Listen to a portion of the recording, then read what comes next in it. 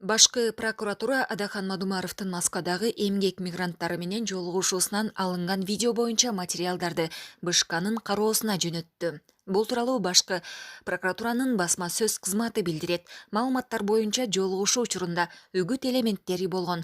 Басма сөз кызматы прокуратурада 10 январдагы кезексиз президенттик шайлоого байланыштуу шайлоо штабтары иштей баштагандыгын эске салды. Белгилей кетсек, Мадумаров соц тармактардагы жана ЖМКлардагы маалыматтарга караганда 7-8 ноябрь күндөрү Россияда болуп, мигранттар менен жолугушуп, ошондой эле россиялык ЖМКда онлайн пресс-конференция өткөргөн. Булак Кыргыз Today.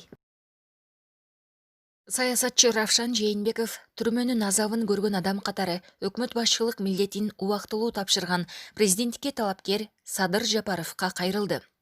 Ал мамлекеттин башына келем адам чыдамкай, толеранттуу, айкөл болушу керек деп эсептейт.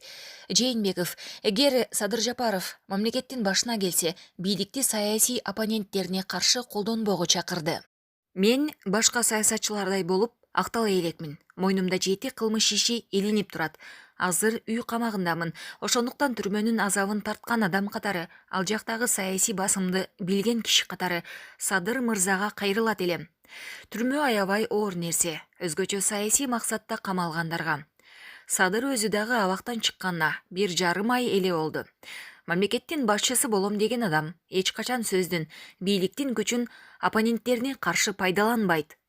Ал толеранттуу болушу керек. Ошондуктан Садыр Жапаровдун кечеки сөздөрү шайлоонун риторикасы болсо керек деп ойлоп жатам. Бирок эгер президент болуп калса, шайлоо риторикасынан кетип, сөздүн, бийликтин, мамлекеттик институттардын күчүн саясий оппоненттерине каршы колдонбойт деп үмүттөнөм.